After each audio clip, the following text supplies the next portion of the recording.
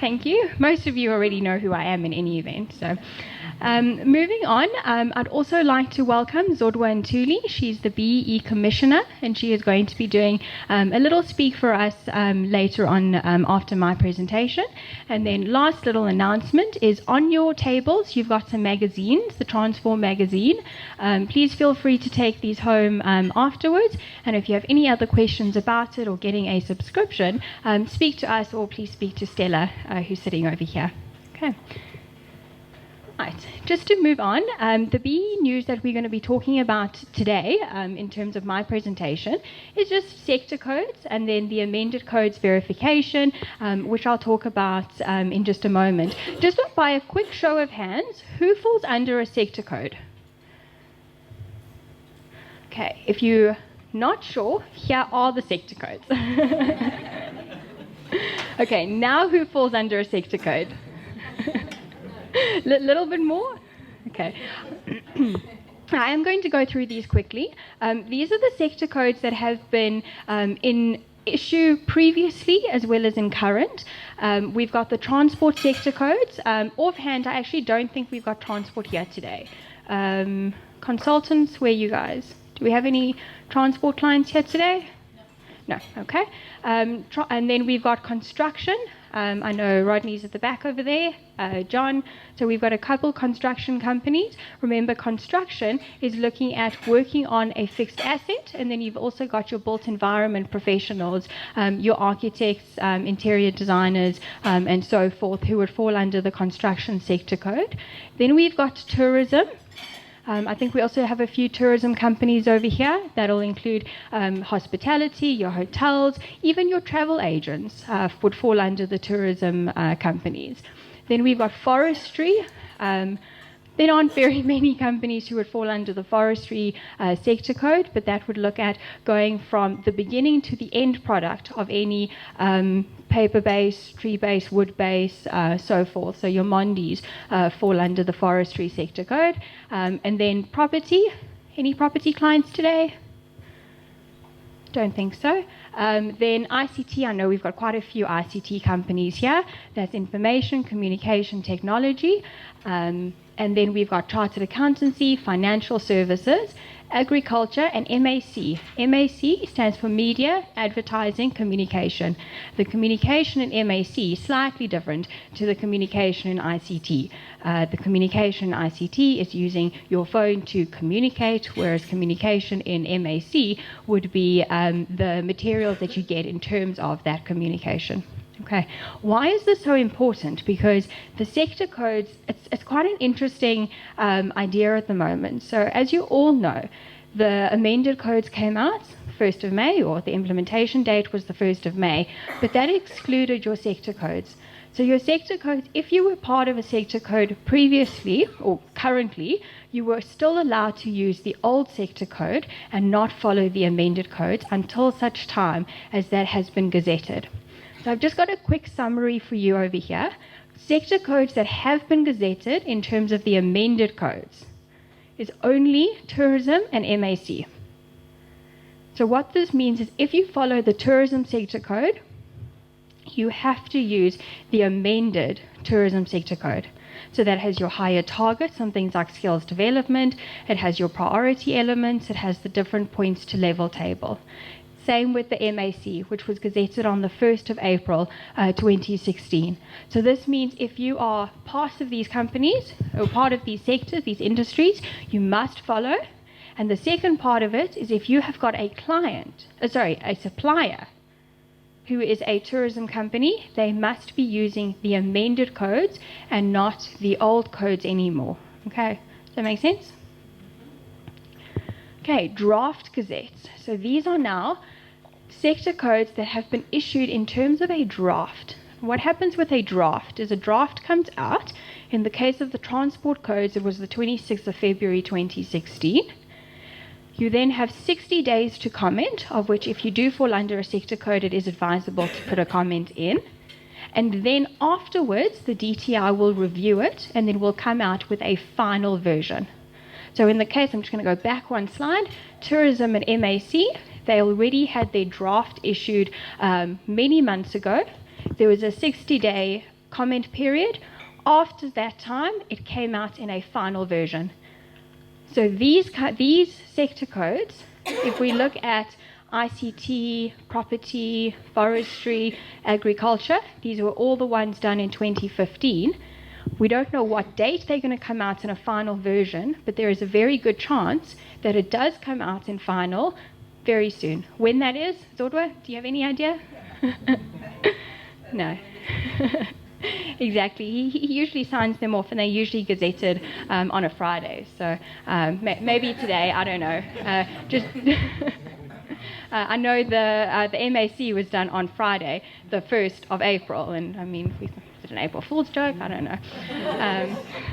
But it is Friday the 13th, so I don't know if it's going to be today or not. The point that I'm getting at is these have come out in a draft version of the amended codes. So as I say, your priority elements, the different points to level table, higher targets, different scorecard.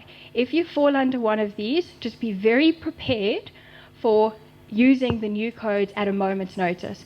Because what will happen is as soon as it comes in, as soon as it's gazetted, let's say ICT is gazetted today. What do we follow in the verification next week? Tapelo? Amended ICT. Okay, so just be aware of that because it does have quite a big points ramification. You know, the points to level table changes. So what you would have gotten on the old scorecard is very different to what you're going to get on the new scorecard. So just keep that in mind. Okay, if you've got any questions, we do have some consultants here today. Won't you guys just put your hands up quickly? Okay, so you can always chat to them or myself afterwards if you are a little bit concerned about this. Okay, nobody's asked me about construction. So what's happening over there?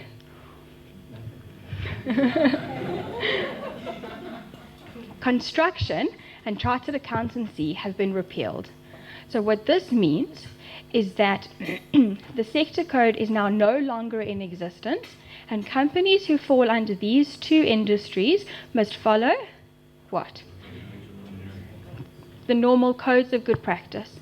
So in the case of, and I'm just going to pick on you guys quickly, at the back over there, they're a construction company and they have gone through a verification using the amended codes and got to a level 3 on the amended codes. Well done. Okay, I do want to just point out this little bullet point over here.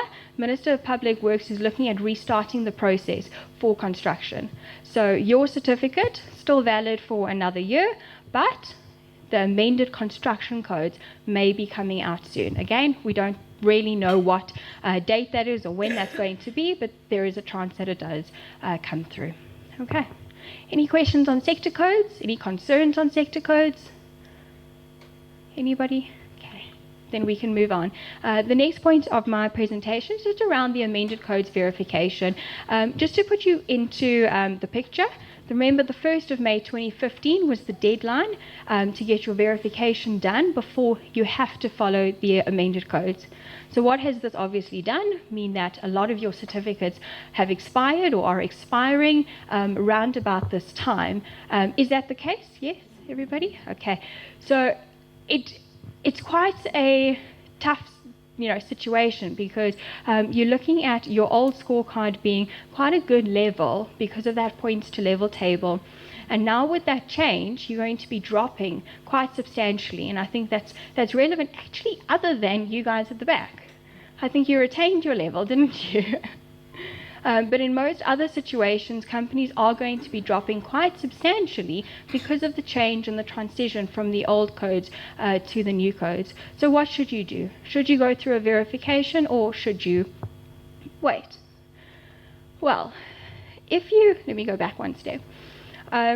Obviously, it's always a good idea to get your certificate verified, and in most cases, you'll have a lot of pressure from your customers to get a certificate.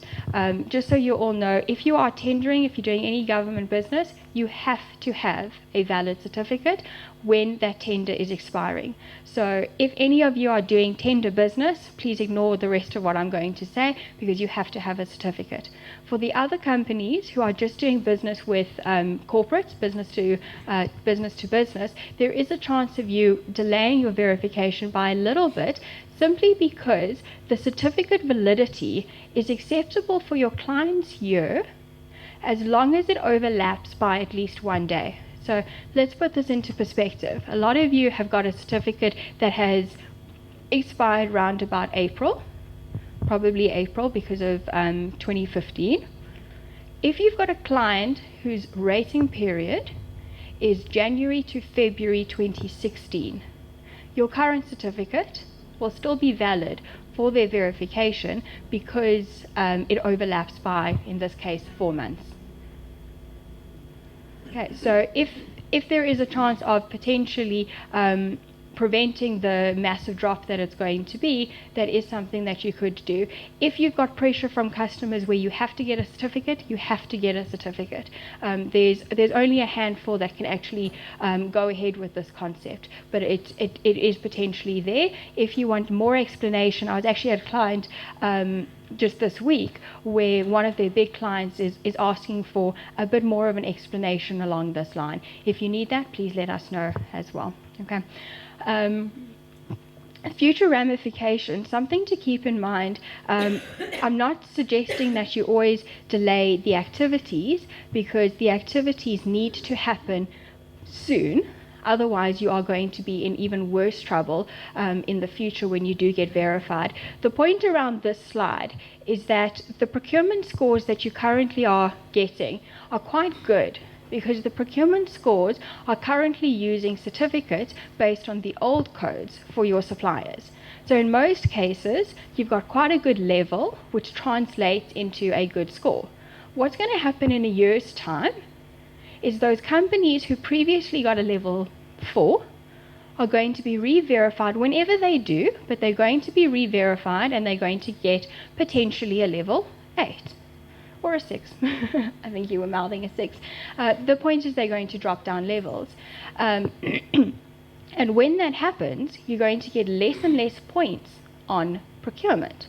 And remember, procurement, or the broader element of enterprise and supplier development, is a priority element.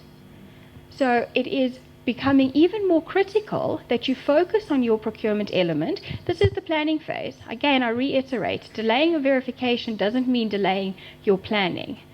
The planning phase is now. So you need to seriously look at who your suppliers are and try and make sure that you are focusing your strategies on small businesses, small black-owned businesses where possible, so that you can prevent this drop that is going to happen in the future. I know it's quite a big discussion topic, but I can just see that's what's going to happen in the next year or two, because companies are going to be getting lower levels. Part of this is then looking at a very clear enterprise and supplier development plan. I mean, I've got the point over here. Enterprise and supplier development, go and build into your plans to try and find your future suppliers that are going to help you from this big drop. Okay. Any questions? Okay, then I'm going to introduce Zodwa, the BEE Commissioner. Back in 2011, we called what we called a BEE Ombudsman, and we made a submission and met with the Chief Director. We wanted this Ombudsman to assist with interpretations, guidance, and take action against fronting. So that's what we were looking for, and I think that Zodwa is going to do a fantastic job of that. And in 2013, there was an act, the BEE Act was amended, and that even made the provision for the BEE Commissioner. So this is absolutely fantastic. It's going to be absolutely brilliant. If you get a moment just to even say hi to her, consider yourself very lucky. It's going to be an Okay. Okay. Should we get everybody to say hi to you now, and then it at least covers everyone? No, but seriously, we really thank you for being here this morning and welcome you to discussions with us, our clients, who are translating the the policies that are written up at the DTI into practice. And I know that some of you around the room today are making seriously big decisions based on the legislation that exists, and I know that that affects lots and lots of people. It's not just yourself and your company, but sometimes an extended family and so forth. So that is absolutely fantastic. So let me just see. Over to you. Unless it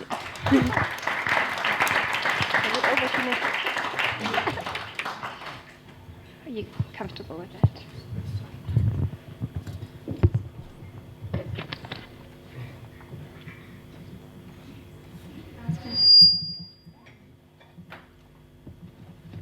Good morning. I understand that my consultancy fee has just gone up because of the CEO. She's just upped the price. So okay, I'm just trying to get this thing right, and I've created a belt for it. So yeah. All right. No, thank you very much for the opportunity. My understanding is that we will engage today, and I'm glad that the CEO has already covered just the content of BEE and the scorecard, because what I hear most about BEE is the scorecard. And I've got a phobia for scorecards. So, so I don't get surprised when other people are actually outsourcing that function. There's a lot of people that don't want to deal with the scorecard. All right. So we do understand that. A lot of companies, everyone that's employed here or that employs somebody has got a performance management system, but has got a scorecard. All right. So the other time when I joined the Department of Trade and Industry, it was in 2008, and we had a period where assessments were taking place. So for some reason, one of the guys that was reporting to me, brings in his performance assessment. And so I note in one of the areas where he should have put in a 3, so he's put in a 4. All right? So he puts a 4. That's fine. So then we have a discussion, a meeting just to discuss then the assessment. So we had a discussion, me and him, we agree. So we go with all of the aspects and say, okay, fine. So on this one, I see here you saying that we managed to do everything, but actually we didn't do 1, 2, 3. Then we agree. Oh yeah, no, we didn't do that. So we can't give ourselves a 3, a 4. So it probably is going to be a 3 if we did 100% of that KPA. If we didn't, it must be something just below A. Sorry, I'm just gonna try. Yeah, it must be something just below a 3. So I'm like, maybe 2.5. All right. So we have that discussion. He's fine. Like, yeah. So I'm saying, but I also, on my own, I've also given me that myself that because we didn't do that part. All right. Then we get to the other one. Then we agree as well. On this one, yes, we did everything, but we did not implement that policy. And our target was that we must implement it. Not that it must get approved, but that we must also start implementing. So how do we then look at that? So we have a discussion. Then he says, hey, I don't know how to deal with that. Then I say, okay, fine. But we could have implemented if we had a budget. So that was beyond our control. So I think we achieved. We did what we were supposed to do. All right? We did what we were supposed to do. And clearly, you can't penalize me for having done everything that I ought to have done, but then because there was no budget to implement it, then I couldn't implement. All right? So it moves now my action plan to the next financial year. All right? So that's acceptable. Then we agree. No, on this one, we performed. So we recognize that there were constraints. All right? Some of those constraints is not because when I was lazy, then I say it's a constraint. No, it must be something real So we identify these things. You know, what happened? Was it a budget issue? Was it because the minister took long to, to sign it off? What was it? So we become objective about it. So that is the exercise around management and so forth. And I don't think it's different when it comes to how the scorecard in BEE must be utilized. But what actually shocked me with that discussion, when we agreed that, okay, on this one, 2.5. Me and you, 2.5. We agreed. And then on the other ones, we agreed it's fine. Then when the revised document came back, then I noticed that, no, he did the 2.5 where we agreed. But on the other area, he added, he moved 3 from the 3.5, now he says 4. Okay, all right, and the weightings are the same, it's 20%, 20%. So what does that do automatically? So you consultants know with the scorecard. So when you increase there, you reduce here, you equalize. The status is the same. So, so I didn't pay attention to the final score. I didn't. So I'm looking at the revised one. So I need to sign off now. So I'm looking at this thing. I'm like, geez, but here, why is it now 4? It was 3.5. Then I go back 2.5. I'm like, no, man. So I call him, hey, Dot, what's happening? And I see here you've got now, you made some changes somewhere else. He says, no, you know, when I made a change there, it affected my...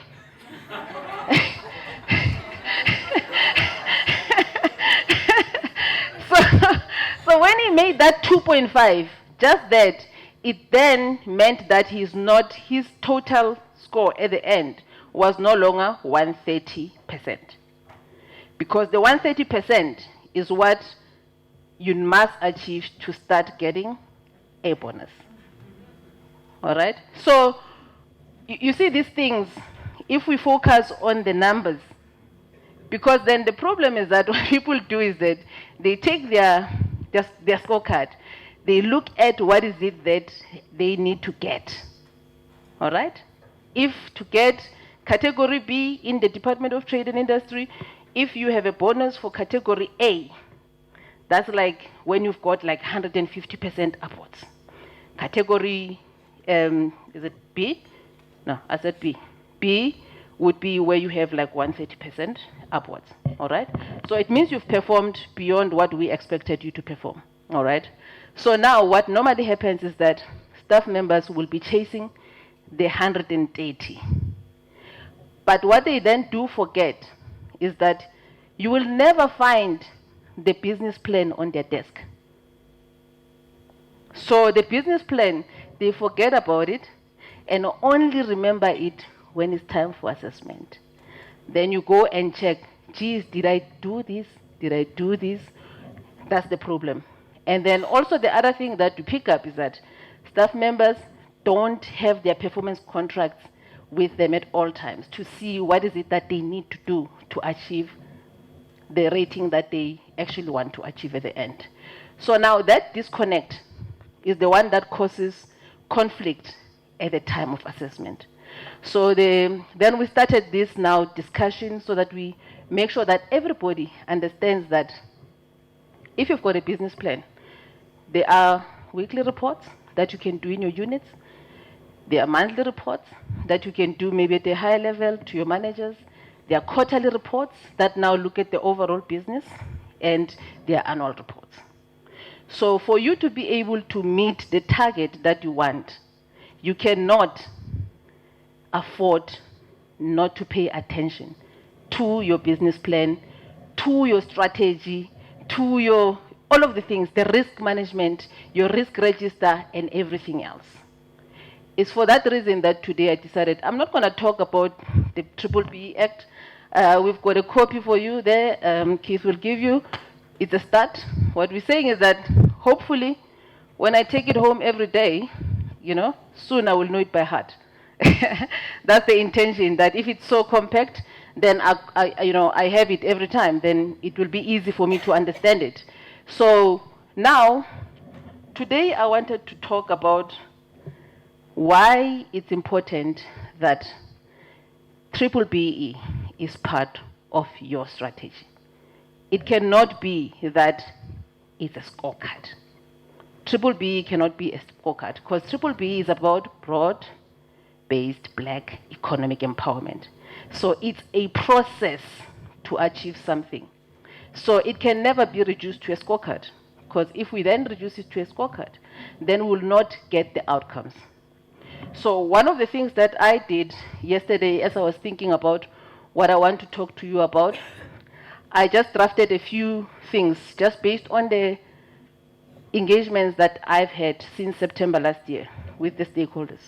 Because I thought that it's very important for us to actually speak to people that are working on these issues. Let's hear what are the problems, what are the challenges. As the Commission, how can we help? I think that's the purpose. So I thought, okay, let me give you a sense of some of the things that we've been picking up. And how can we help each other, the Commission and yourselves as the industry players, as consultants, as practitioners in the space, how do we actually work together to ensure that ultimately we arrive at the objectives that are in this piece? So you'll see that in my, my speaking notes there, I've got 8 pages, but I'm not going to talk to that. Those are just my thoughts. I was just saying that these are the things that I think will be useful for us to engage on. All right. So when the CEO was talking about the 2013 amendments to the Act, I think it's important for us to just go back to where BEE Act originates. Because for us to then put it into context and to say, how are we going to help each other? We're going to help each other towards what? You know, what is the purpose of us helping each other? Then we need to go to the origin. So we do have a constitution in this country, which apparently is the best in the world, one of the best. Let me say it's the best. I haven't heard anybody saying it's not the best. So yes, maybe others that don't want to be pompous will say one of the best. I think it's the best. Although now it's keeping us at the constitutional hill forever. But it's the best constitution because what it does is that it helps the country to actually face the things that other countries were afraid to face. So the South African Constitution allows us to exactly do that, face our own challenges and deal with them. And there are mechanisms, there are systems that allow us to actually do that, like the Constitutional Court, like the Chapter 9 institutions, which are giving the checks and balances. So I think we should appreciate that. Now, if you look at the Bill of Rights in Chapter 2 of the Constitution, all the rights are in there. In 1993, I used to do voter education, you know, trying to get people to be inspired to vote and teaching them to vote because most people were going to be voting for the first time. So one of the things that we had to actually understand was this constitution from the beginning to the end. One of the challenges that we were facing when we were going to people about the Bill of Rights, people were saying, I can't eat this thing. That's the one thing that I remember very well. People were saying, I can't eat this thing. And one of the key questions that used to come out in sessions that we used to have with the communities, when we speak about the rights, and then we talk, you'd expect them to ask you questions around the economic rights, you know, your right to housing and so forth. But the question was always arising from the right to life. And it was not a question of these debates around euthanasia or abortion or and so forth. It was not even that. People were saying, what do you mean with the right to life? If I don't have food, if I don't have a house, do you still call that life? So is it about life as in I must just be breathing, or is it about the quality of life? So those were the challenging questions about our constitution up front as early as that period, because we started piloting the issue around the Bill of Rights. As you see it in the Constitution now, we started piloting it before the Constitution was adopted in 1996. So now, when it was adopted in 1996, specifically recognizing that there are huge inequalities, then the Constitution said in Clause 9, which talks about the right to equality, that government must implement measures to ensure that you close the gap. And those measures could be in a form of legislation or could be in the form of programs. That is why you'll see that there are certain incentives that will be there in government to try and stimulate certain activities in the economy to try and drive transformation.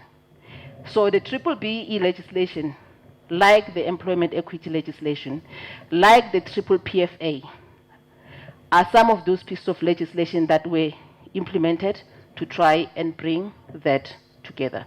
So the whole intention is to narrow the gap, and particularly the income distribution gap. So if you compare South Africa, look at our outlook, just do an exercise, click on South Africa, look at the profile of countries, click South Africa, you click Malaysia, click China, you look at just the common factors, you will see that there is no country that looks like us. And because of that, our economic growth is being compromised. We're not able to achieve the potential that we must achieve because the fundamentals are completely wrong.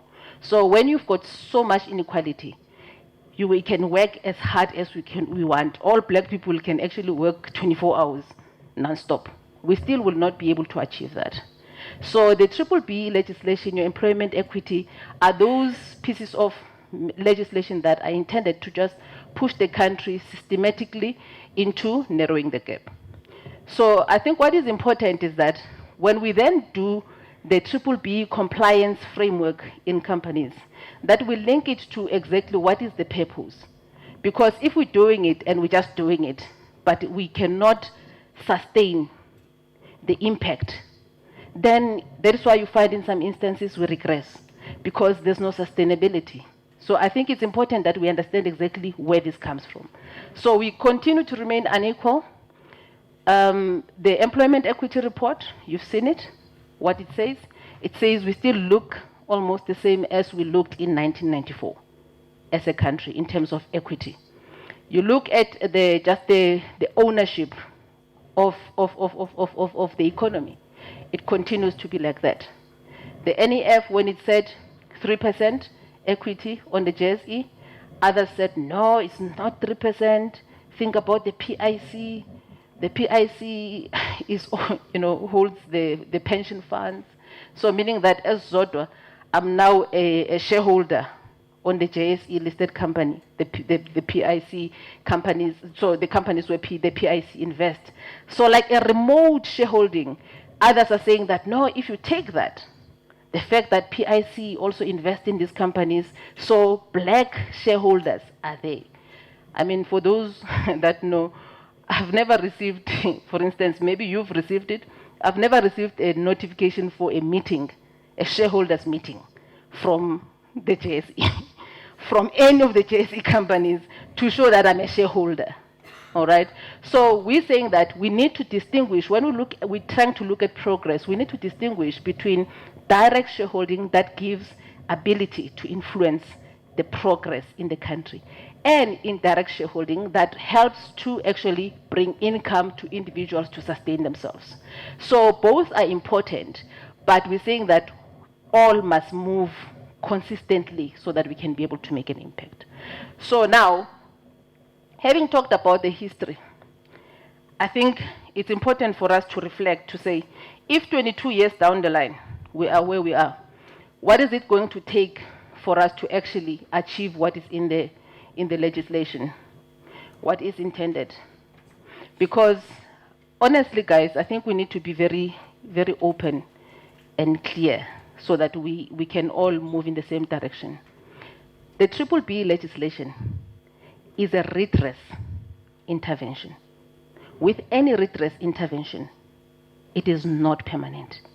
It's supposed to come in, then redress, achieve that, get out, and allow things to operate properly. So now, the longer we do not move to that, which we can call at least parity, we'll continue to be faced with this BEE issue. So I've said that my sense is that, at least when I read all of the documents leading to all of this, it tells me that it's an intervention to redress. So meaning that you must try implement it properly, as quickly as possible, and then remove it when you've achieved what is intended. So the only challenge with South Africa is that we do not approach it in that way. We approach it in a way that, okay, I do it, then there's no sustainability. Then some of the transactions that we do, they are okay today, then, after the contract has been awarded, they're just not there anymore. So then we go back, we regress, just like that. So we're going to then have to live with this BEE for a longer period, when actually we've got the power to change it, to make it to work, so that we don't, in fact, at least maybe that our children do not have to deal with this. I think that is the one thing that I'm saying, that, as you think about this BEE, can you please think about that fact that this thing is supposed to be temporary? And if it's temporary, the length of it depends on us who are implementing it. So the longer we dilly-dally, the longer we find creative ways of doing it, which is unsustainable, then the longer the legislation is going to be relevant. Because, as you know, every piece of legislation is as relevant as the situation that it was created for exists. So now, guys, that's one thing, that's really for you. But I'm just saying that as you implement in your company anyway, just think about that thing, that it's not about that last 130%. It's not about that. It's about whether this 130% is sustainable, whether next year you actually will be at 140, whether the following year you actually will be at 150. So that's what this is all about. So I really would implore everyone to look into that. One of the things that the 2013 amendments brought, which was a gap that existed, was the fact that when the 2003 legislation was passed and the codes were issued in 2007, everybody had the rules. But everybody interpreted the rules in the way that they wished to. All right. So as I say in the speaking notes there, you just think about the soccer game. The reason why they are referees is because even though everybody knows the rules, somebody is going to be doing things that are not right there. So the referee is just there, not because he knows the rules better, but to just make sure that everybody plays according to the rules. And so because of that gap, we found that, yes, a whole lot of companies actually were putting an effort in wanting to do BEE. But because they were doing it in their own way, the other ones in their own way, there's no consistency, and you're not able to achieve the impact.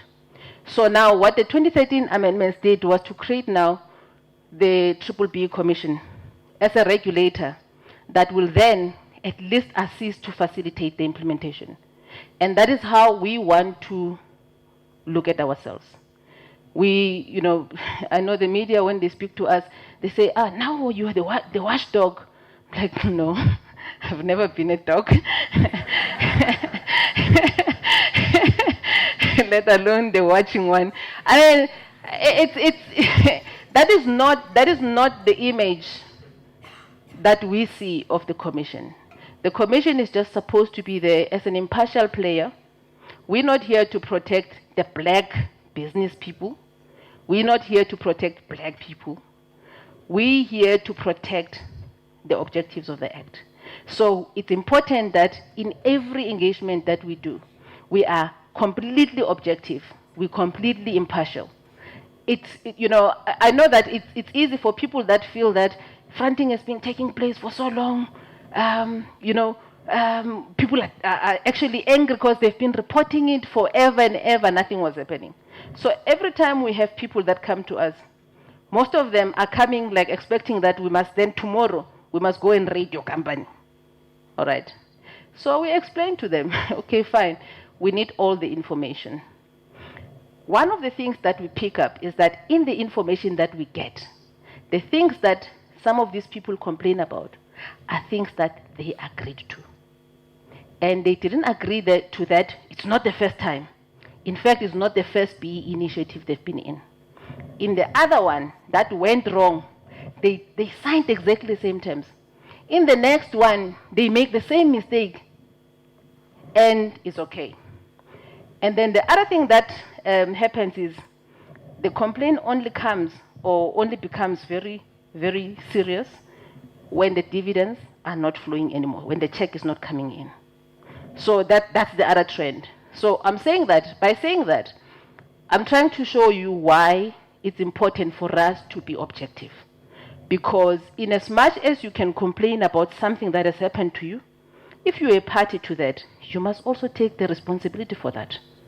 So it's important that we look both at the fronter and the frontee. It cannot be that the frontee continues to be that vulnerable, because not everybody is vulnerable. At least that's what we've picked up in our little stint since in September. Because we had these meetings. In between these meetings, people have been coming to our office. And we're picking up these trends. And these trends are worrying, to say, yes, we can talk about transformation, but transformation is a process, and this process needs players. So if in the players that should drive it, people are going to basically do all the corrupt things to get into a deal, and when the deal doesn't work properly, then they run to the commission, we're going to have to deal with that. So our objectivity is important. Our integrity as an institution must be the one that defends this little booklet, and not people, but this little booklet. But in that process, as we look into that, certainly if we find that indeed you've been done wrong, let's say you've been made a shareholder, you've never received any dividend, you've never received anything, and the company continued to benefit from government contracts, then certainly there, when we find that that actually happened, then we will order that you be paid your dues. So that the issue of fairness is going to be key in how we look at issues. So I'm just saying that when I speak about objectivity in our role, I want to give you comfort that in this commission being established, at least from our side, as the people that are laying the foundation for it, the attitude and the posture that we're going to be taking, it's not that of a watchdog.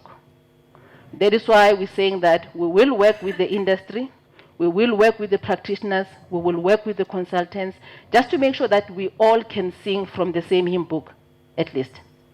I know the voices can differ. So I can't vouch for my voice, but at least we can sing from the same hymn book. At least, we're all going to the same direction.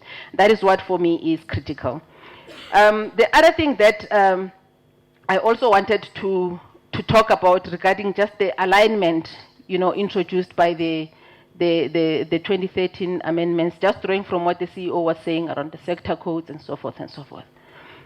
There's currently, obviously, it's a transition. All right. So some sectors have not been finalized, so they were repealed, so they are not aligned. The reason why you'll see the firmness in repealing the ones that are not aligned is because when the rules in the market are inconsistent with the one single legislation that is there, then you not only create confusion in the market, but you actually create huge compliance costs. Because people have got to comply with that, others are confused, and then others look for loopholes. They say, okay, I hate that some people can delay being verified to a later stage, and stuff like that. So others will create, like, for instance, they'll look at, okay, where do I score better? When do I score better? And it doesn't have to be about that. So what we're saying is that the introduction of the clarity around what the sector codes are and what they should be is important. So what it means is that if you fall within a sector and your sector code has been gazetted, final gazette by the minister for application, that sector code becomes part of this. So meaning that then it gives us now as the commission direct oversight over your sector. All right? Because that's what alignment is all about. Alignment means that we will also have to monitor, yes, there are sector councils, but the commission will still have to monitor that there's consistency in how the sector codes are applied. And because I've heard people complaining as well that, in fact, it's a compliance nightmare. to have these sector codes. And others are calling for them to be done away with. I do believe that there's a reason for them to be there. There are certain things that are unique in sectors that require that there is a sector code, because the generic codes will not necessarily help. So I think that debate, let's close it. Our job is to implement this, and we implement what is there until it's changed. So that alignment in sector code is very important. So as soon as the sector code is gazetted, then it becomes law. Then the commission must monitor that is applied. So that is our role in sector codes. But I just want to also share with you the one challenge that we're picking up consistently when we talk to stakeholders. And I'm hoping, in fact, at night when I was reading Keith's website, I saw that they've got some solution for that, which is very useful. And I hope that a number of consultants do also have that kind of guidance. But the one thing that we're picking up is that fronting is a huge threat. Agreed. But the one thing that is a major threat to achieving what we need in BEE is the fact that when companies have their strategies, BEE is nowhere in the discussions. I have done just a quick exercise, just going through company websites. The one thing that you'll always find is the level. You see, the certificate issued by whatever, accredited by SANAS, that you'll find for the company. But if you try to find information in terms of how they are doing towards skills development, how they're doing towards whatever, it's very rare that, even if you check their annual reports, it's very rare that you find anything to do with empowerment, let alone black. So there's nothing really that reflects to deal with how they actually grow the citizens of this country, or how they contribute to the empowerment of black people as required in the Act. So the point I'm making is that the BEE or BEE becomes the responsibility of the procurement officer, or now that companies are creating executive positions to comply with the management control aspect, they normally create them around transformation officer or transformation agent or something like that, but it's an executive position. Or it will be under government relations, like those people that are government relations people, you know, because I'm black, Zodwa, I worked in the public sector. Then when I go to the private sector, then I become a government relations person. So now what happens is that those functions then get to be dumped with those people. How they do it, whether they do it, it's not the CEO's business. They don't care how you do it. What they want to see is that the level 4 is still level 4. And now the problem is that the level 4 cannot be sustained if your activities in the company and your plans do not talk to that level. So now you will fire the transformation executive for not having met the 103 on the scorecard, on their scorecard, performance scorecard. But I think it's wrong, because it was supposed to be part of the strategy. I think most of you who, in fact, who have been employed, you know how difficult it is where you have a mandate that is not supported. You try and do this and this, but it's just in your corner. Nothing happens. So now, if BEE is important, it must be part of the strategy.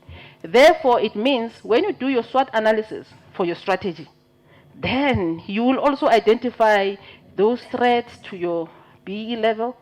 You identify the things that you actually need to do to mitigate. You will identify the risks and all of that. But because we never even get there, we can't sustain BEE. So my key theme today was that let's make BEE part of the strategy so that you can have plans around it, so that you can have contingencies if it doesn't go right. I was saying the other time that sometimes you actually wonder when we start having arguments about once empowered, always empowered. It's like, for instance, I can say in my division, in the DTI, just because in this year I've got 70% women executives. If 3 of them resign next year, I should still retain the fact that I had 70%. So I was empowered. At some point I was fine. So therefore it must stay like that. I think there's something wrong with that. I think if we're really honest, there's something wrong with that. I can't claim a point for something I don't have.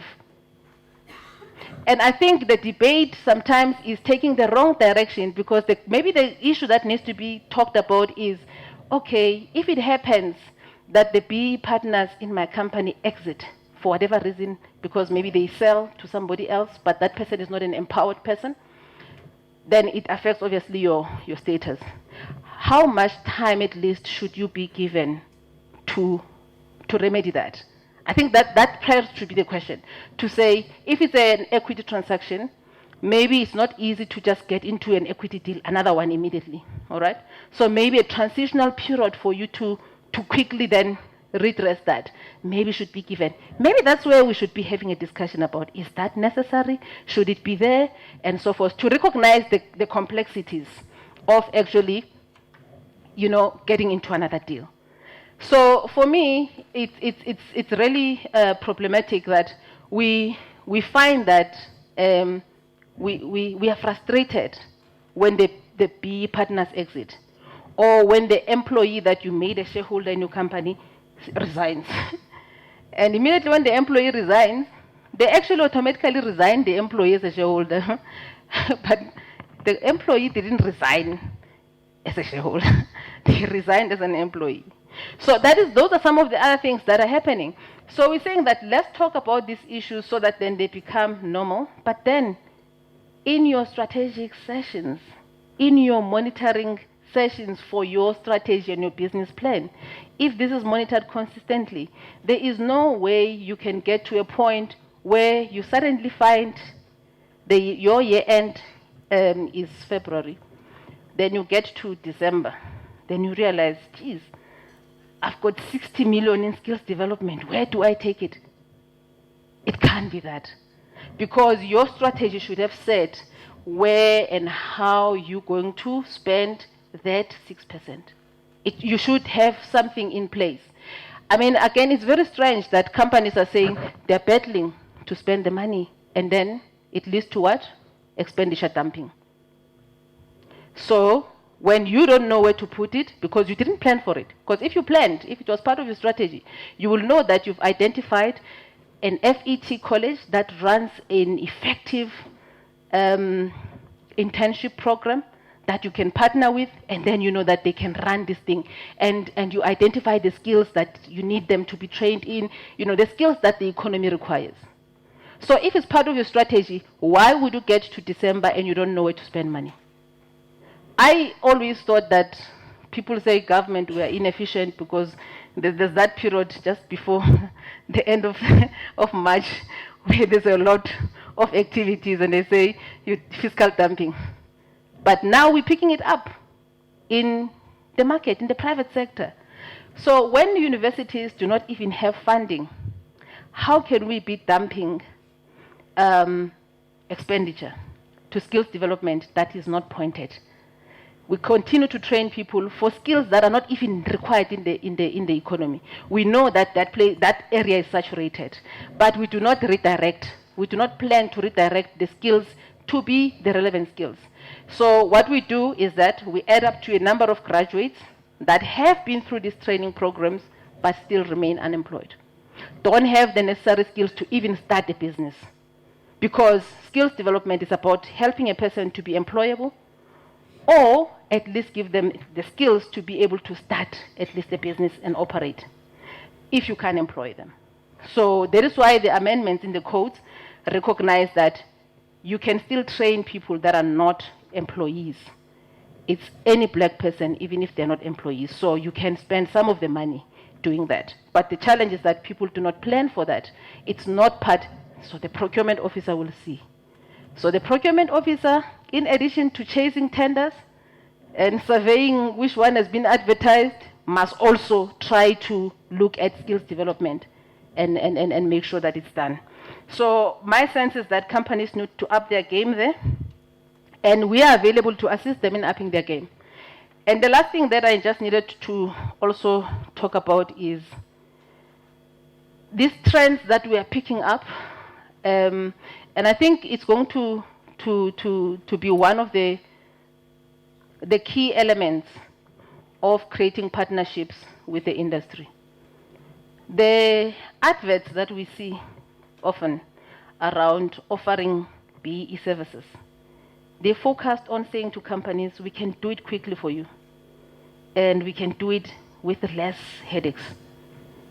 I think every BEE initiative, whether it's an ESOP or it's an enterprise development, it's a headache.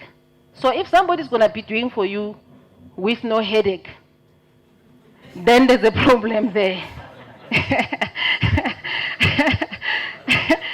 There is absolutely no way it can be achieved. No. If that is going to be achieved, indeed, you're not going to have a headache. Then it means the consultant is going to be creating things that you don't even know about. All right? And then when you are found out one day, then you say, I didn't know. This morning I was listening to the interview. They had an interview on Power FM with this guy who represents Solidarity, because they went up with that case, Kulubuse and the Aurora. Is it Aurora? Mine, yeah. So now they're asking, the lawyer for Kulubuse is arguing that Kulubuse was a non-executive director of the company and could not have been expected to have known all of those things that are happening. All right? But the court, I think yesterday, made a contract decision. I haven't read it. I just heard it this morning as I was driving here. So the one thing that was running through my mind is the arguments and debates that we had when the amendments to the Companies Act were done. To say, if you're a director of a company, what are your responsibilities? What are your duties in the Act? You can say, I didn't know. The consultant did it with the transformation executive. But it doesn't absolve you, because there are provisions in the Act, in the Companies Act, that are saying from a governance point of view, you cannot say that you didn't know what's happening in your company. You cannot say that as a director, you did not know. There is a provision that we battled and argued about that said you ought to have known. Because of what? Because of your position. You ought to have known. You cannot say, it's not my responsibility, it's so-and-so who did it. So those are some of the things that are going to catch up with us. And it's important that we look at these things and make sure that we look at what the responsibility of a company is. BEE is not just something that you can do on the sideline of the strategy and outsource it completely. You know that kind of outsourcing where you actually don't even want to know what the consultant is doing. For as long as you see the level. That's a big risk. That's a big risk. But all I'm saying is that now, as the Commission, we are here now to create that working relationship that is going to assist us to just be on the same page and move on the same understanding. Others have said, when we met with practitioners have been saying, yeah, the problem that we've been having is that we were not getting guidelines quickly from the DTI. When we're asking a question, it takes 2 months or something for us to get an answer. Okay. When the Commission is fully functional, you're going to get your answer within 5 days. So I don't know what you're going to do now. So if you get your answer within 5 days, so there's no excuse.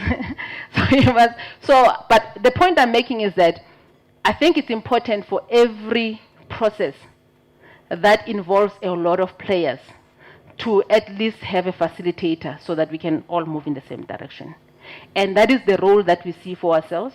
And what we are doing right now is to invite yourselves to be free to call us where there is something that you need to clarify. We'll open our doors for that. We do not promise that we will always have the quick answers for you, but we will definitely ensure that on a regular basis, based on the questions that come, we can produce a guideline that says, on this issue, this is how you should approach it. Then at least everybody will go with that. So the legislation gives us that mandate to provide that kind of advice. And so we'll continue to then populate it based on the individual questions that are coming up. And then where we see that there's an issue that affects a whole lot of people, then we'll issue a guideline in respect of that issue. So we're hoping that the speed with which we can be able to turn around on some of these issues will improve and at least remove that challenge that used to exist. So I just want to say then, thank you for the time. Thank you for listening to me. And there's a number of things that we can talk about on BEE. Just equity equivalent, we can spend the whole day. So there's not enough time to really for us to go through everything. But I hope that the sentiment that I wanted to share with you today, at least I've managed to do that. And that at least going forward, if BEE is not part of your strategy, just go and relook the strategy. There's still time. And make sure that there is a BEE element and that you've got plans in terms of how you're going to do it. If it's enterprise development, don't go buy a scheme off the shelf. We've seen the schemes that are advertised. The ones that are promising that, with less dilution of your equity and stuff like that. That's those things. The wording is just not on, but it will come right.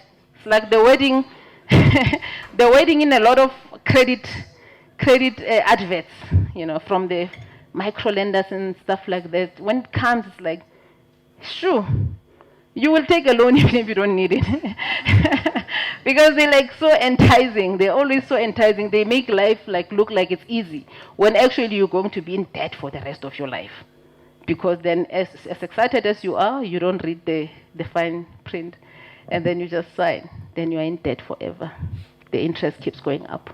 So now we'll get to a point where we deal with those kinds of adverts as we're working as the commission to say, you can't advertise like this. You may be a very brilliant consultant. We like you. We'll work with you. But you can't advertise like this.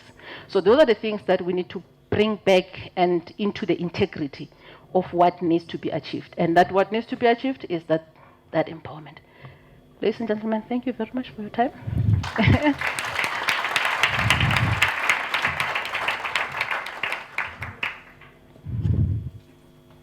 I'm not sure if there are questions.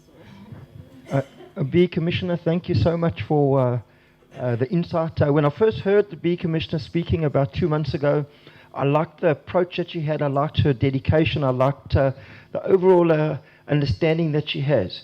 And I'm so proud and I'm very happy that you agreed to come along and talk to us. She's kindly agreed to take questions, so if you'd like to ask a couple of questions, please let's not get into specifics. That's our consultants to answer, but if you have something, let's ask some questions.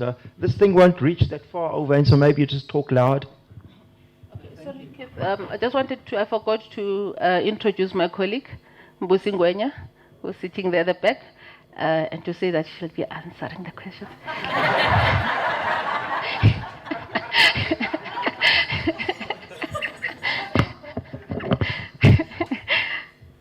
think you touched on the issue, the whole dilemma with public companies and shareholding. The selling of those shares by black-empowered partners in the following time. The dilemma with the Chamber of Mines, the current court case going on that, I'm not sure if that case has been finalized. What is government's view, and what is it exactly that government want to see coming out of public interest, and public company shareholding? How are you going to manage that?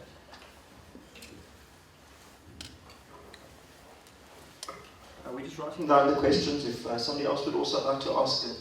Then I'll ask the BEE Commissioner to try and answer all of them. Albert? I think something that follows on with that is when are we going to have clarity on the whole ESOP that's being reviewed and all of that? I mean, I'm at the point where I want to implement, and I want to implement properly. So I would like to know how to do it. Yeah, that's ESOPs. Maybe another one, Tapelo? Thank you, Zodwa. My question is, What's the authority of the Commission with regard to approvals of BEE deals? Would any threshold type BEE deals be required to be approved by the Commission? And I think just a follow-up question.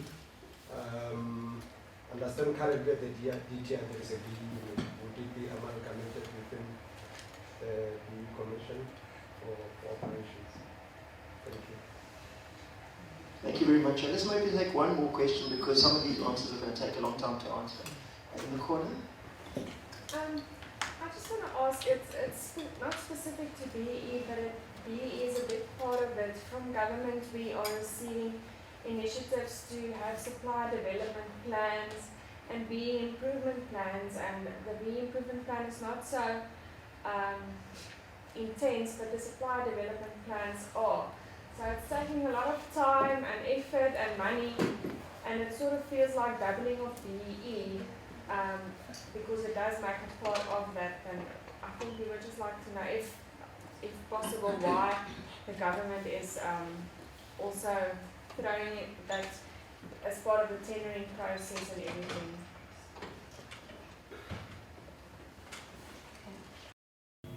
All right. No, thanks. I think maybe if I can start with that last one around the supplier.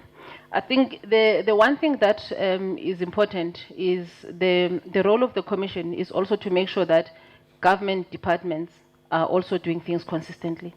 Remember that in as much as there was a transitional period for all of you guys to get into grips with the new changes and all of that, the same process on the side of government is also happening.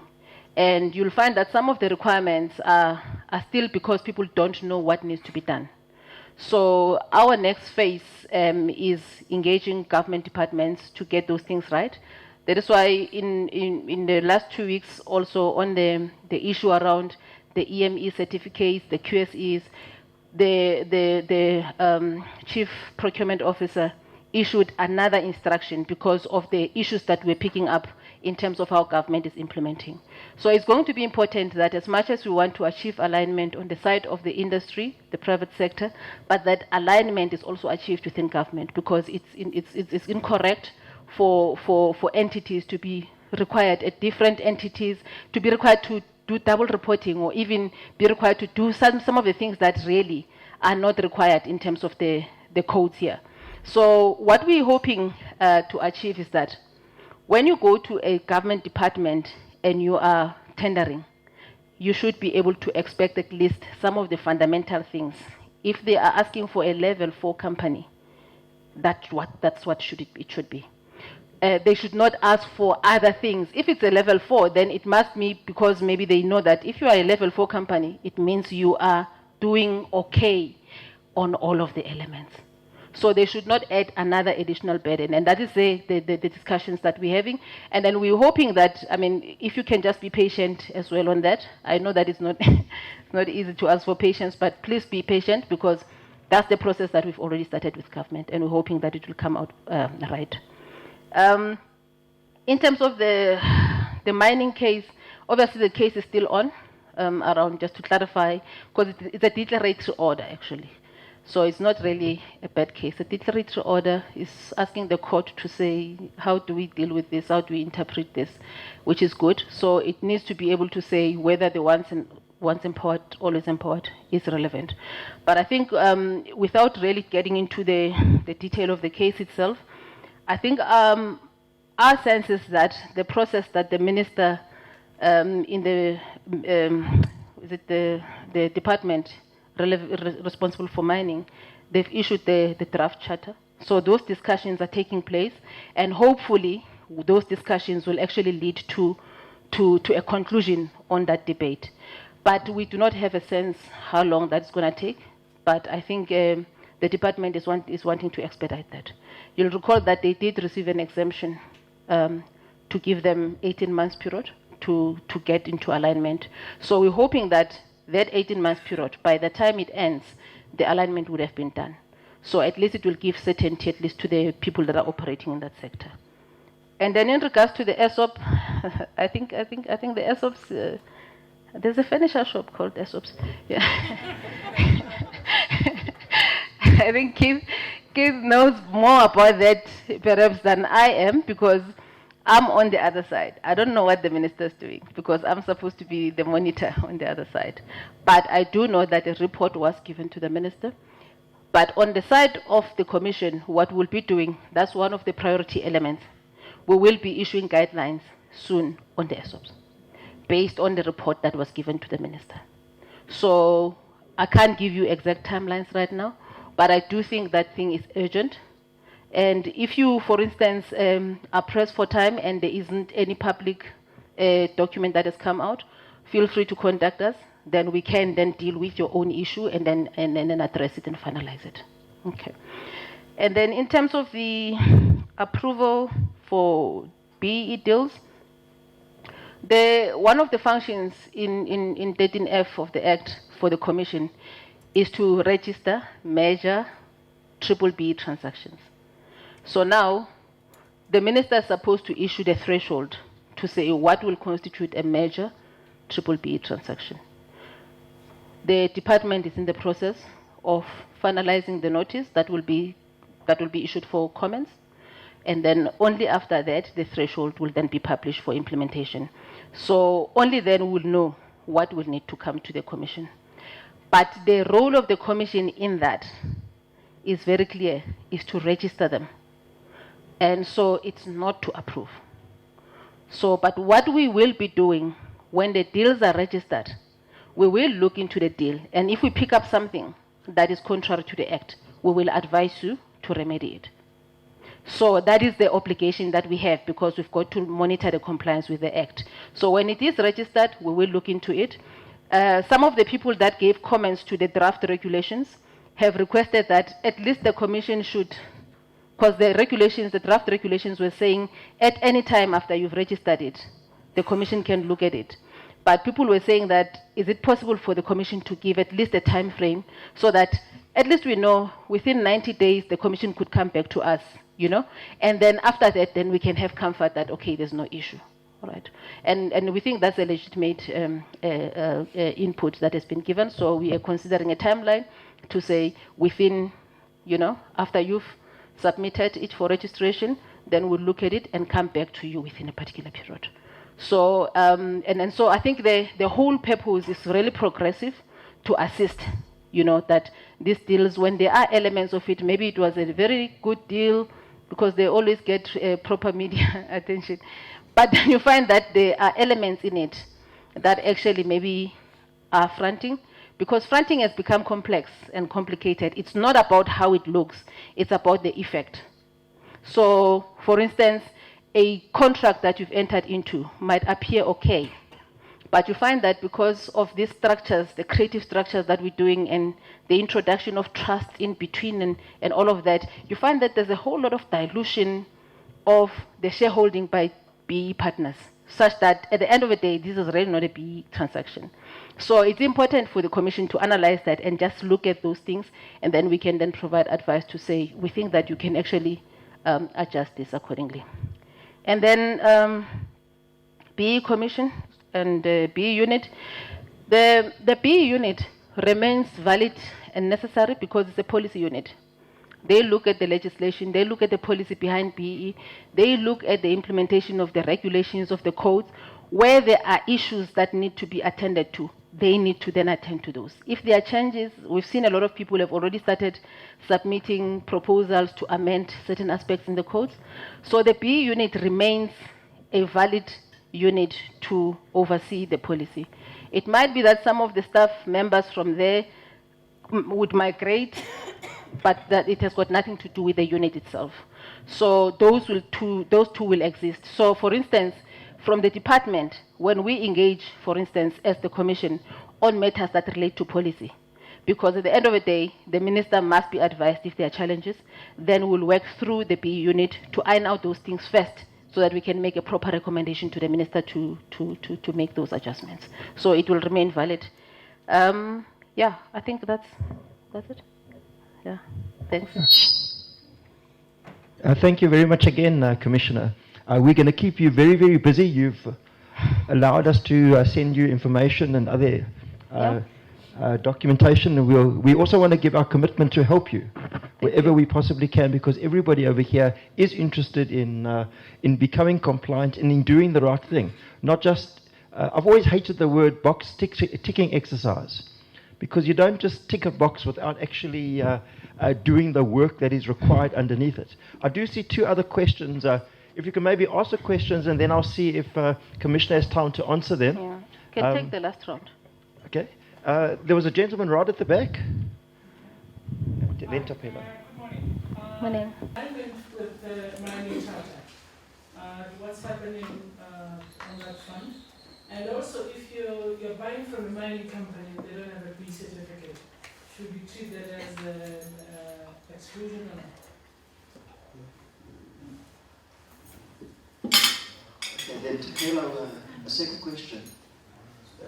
Just a quick one. With regard to the powers of the Commission to deal with matters of frontage, is the Commission empowered to prosecute offenders with regard to frontage going forward? Okay. All right. Fronting. That's the thing that makes people call us watchdogs. Because everyone, when the commission was like announced that now we are starting, it's like every call that I was getting from the journalists was like, so this fronting, what's going to happen to the fronting that happened before? Because we still have a lot of people calling us and say, oh, I was made to sign something, and now they don't pay me. What must I do? And all of those things. And we do consider this to be very, very serious. And we do want, over and above just dealing with the ones that have occurred, I think our focus is on preventing them from happening. That is why we're putting a lot of effort and our resources on the advisory services and the education and compliance area. Yes, there will be resources for enforcement, for inspectors and those people, but that is not too much of our area there, because we want to at least help and work with companies to prevent these things from happening. In most instances, these things, they occur, and others say unknowingly, but I've seen that in most cases it's knowingly. Both ways. So the powers of the Commission, obviously we can receive complaints to investigate that, and we can determine whether an investigation is warranted or not.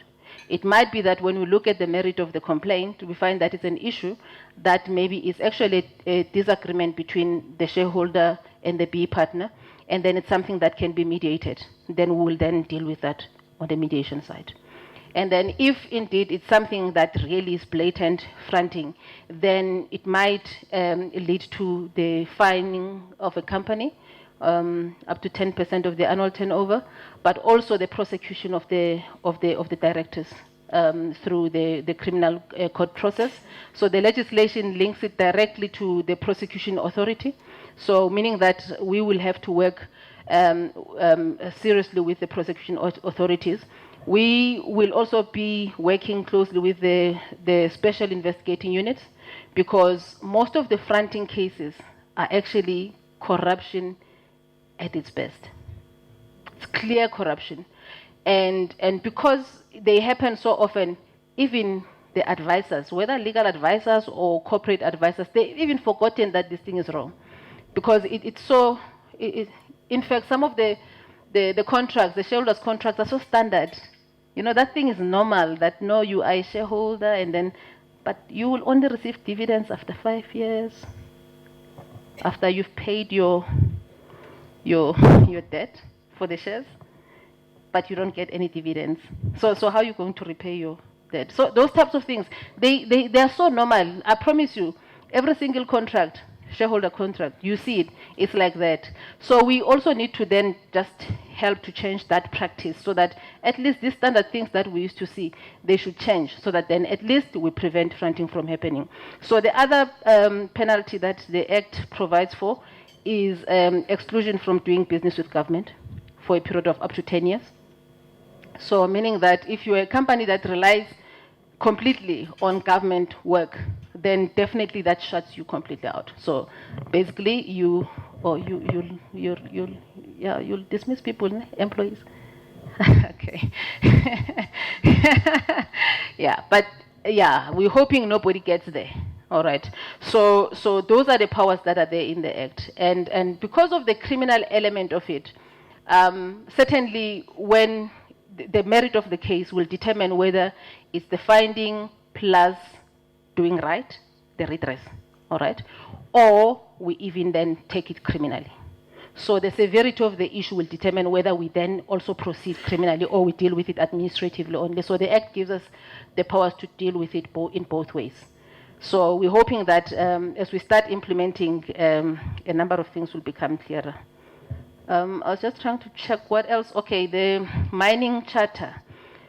I've indicated that the draft charter has been published. The government is also discussing that. So the final charter, certainly, after consultation, obviously, with stakeholders, will be aligned to the legislation. So the alignment process, as I indicated, had 18 months to be done, and we are already seeing progress, and the department, because it's the one that is working on these issues, it only becomes our baby once it's signed off, so that we can monitor it. But it should be finalized soon, and that alignment will be achieved. And then in terms of the BEE certificates, I'm not sure, Busi, if you want to respond to this one, whether in the mining company without a BEE certificate, why? Because they would have been verified. I mean, there is a direction in terms of what happens, and I think the CEO was also trying to clarify. I'm just a bit confused by the question, but let me allow you to maybe clarify it.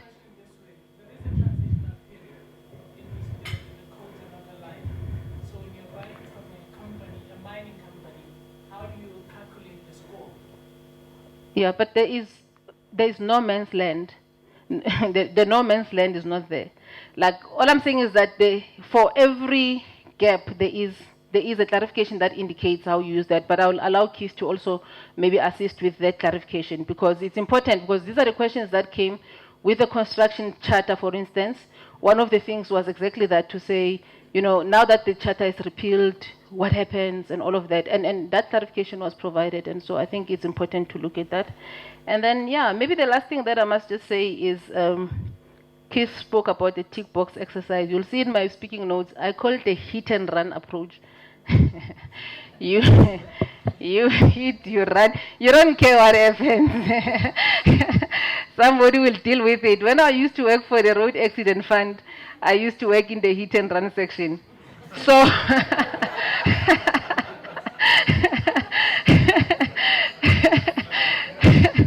so the claims that were coming through were always, yeah, I was always traumatized to think that somebody could be driving their very expensive car and they hit somebody, and they actually don't care to stop to see what happened.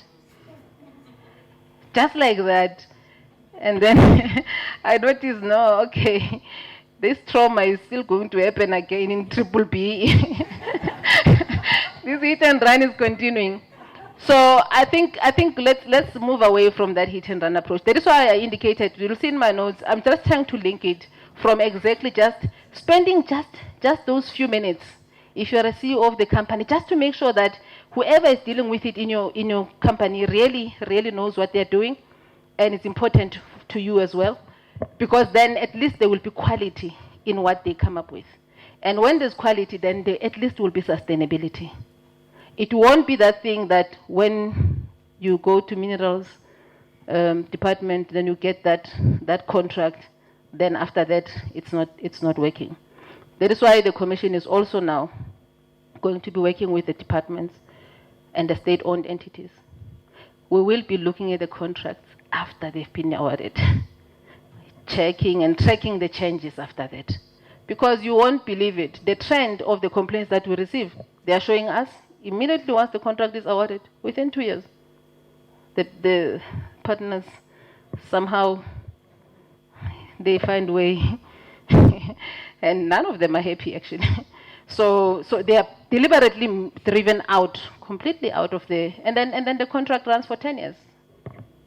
So the company continues to benefit, having misrepresented. Because if you had no intention of sustaining that deal, that goes against the principle. So that's what we'll be looking at. So fronting as defined in here, you'll see it, it's very broad. It's basically anything that undermines what BEE is supposed to be. So, but we will work with you guys. We will work with you. We do not see ourselves running to court every day. I think there's going to be positive relations that will make us not get the kids, especially with your help. Okay. All right. No, thank you very much. If there's nothing else on my side. Yeah, I just wanted to call Leanne to do the official closing.